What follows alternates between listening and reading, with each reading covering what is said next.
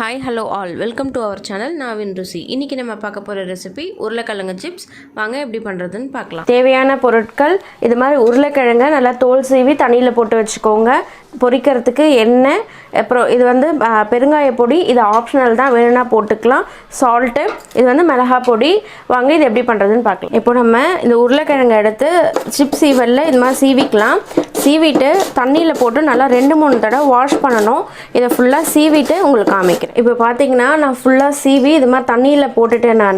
நீங்கள் வந்து எல்லாத்தையும் சீவி முடித்து தண்ணியில் போடக்கூடாது. ஒரு கிழங்கு சீவுறீங்கன்னா உடனே எடுத்து தண்ணியில் போட்டுடணும், இல்லாட்டி கலர் மாறிடும். இப்போ இதில் பார்த்தீங்கன்னா இந்த கலர் எப்படி இருக்குது பாருங்கள், தண்ணியோட கலர். இது ஃபுல் அண்ட் ஃபுல் அந்த உருளைக்கிழங்குல இருக்க ஸ்டார்ச். இது நான் 2 தடவை க்ளீன் பண்ணிவிட்டு காமிக்கிறேன் இந்த தண்ணி எப்படி இருக்குன்னு பாருங்கள். இப்போ பாருங்கள், நான் நல்லா வாஷ் பண்ணிவிட்டேன். நல்லா 3 தடவை வாஷ் பண்ணியிருக்கேன். உங்களுக்கு ஸ்டார்டிங்கில் காமிக்கும் போது தண்ணியோட கலர் எப்படி இருந்தது, இப்போ எவ்வளோ கிளியராக இருக்குது பாருங்கள். இதமாக வாஷ் பண்ணிக்கோங்க.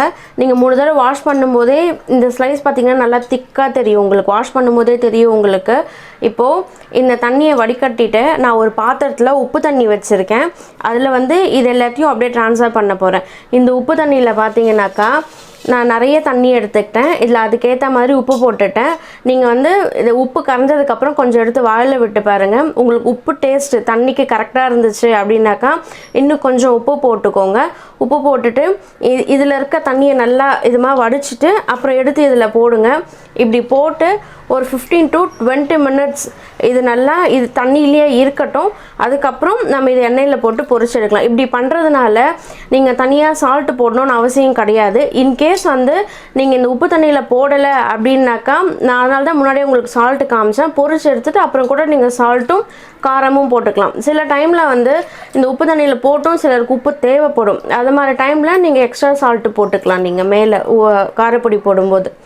இப்போது இதில் வந்து நல்லா ஒரு 15 to 20 minutes இது ஊறட்டும், அப்புறம் பொரிக்கலாம். இப்போது இது உப்பு தண்ணியில் போட்டு வச்சு நல்லா 20 minutes ஆகிடுச்சு. உப்பு தண்ணியில் போட்ட பிறகு மறுபடியும் பழைய மாதிரியே சாஃப்டாகிடும். நீங்கள் ஒன்றும் பயப்படாதீங்க. இதை தான் அப்படியே நம்ம எடுத்து பொரிச்சு போட போகிறோம்.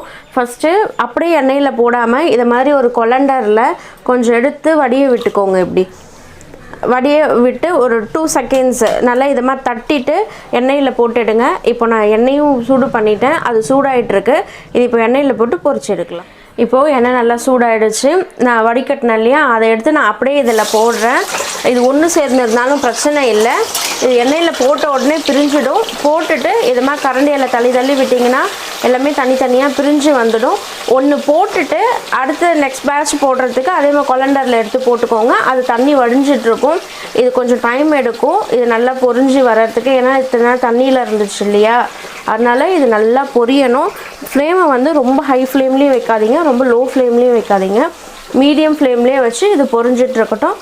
இது நல்லா பொரியட்டும்.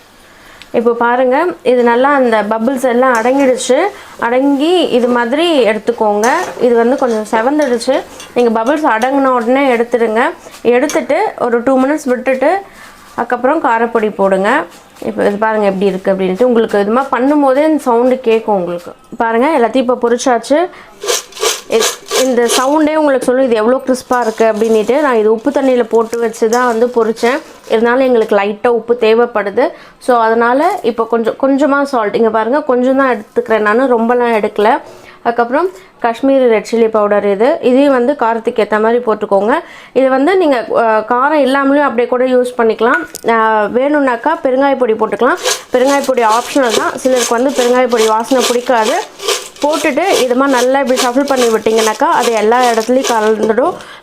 அது மாதிரி பண்ணிவிட்டு கையில் ஒரு தடவை இது மாதிரி கலரி விட்டுடுங்க. கலர்னிங்கன்னா அது எல்லா இடத்துலையும் பட்டுடும். ரொம்பவும் மொறுமொறுப்பான உருளைக்கிழங்கு சிப்ஸ் ரெடி ஆகிடுச்சு. இது செய்து பார்த்துட்டு உங்களுக்கு பிடிச்சிருந்ததுன்னா மறக்காமல் என்னோட கமெண்ட் செக்ஷனில் கமெண்ட் பண்ணுங்கள். தேங்க்யூ ஃபார் வாட்சிங். இந்த டிஷ் செஞ்சு பார்த்துட்டு உங்களுக்கு பிடிச்சிருந்துச்சுன்னா மறக்காமல் லைக் பண்ணுங்கள், ஷேர் பண்ணுங்கள், என்னோடய சேனலை சப்ஸ்கிரைப் பண்ணுங்கள்.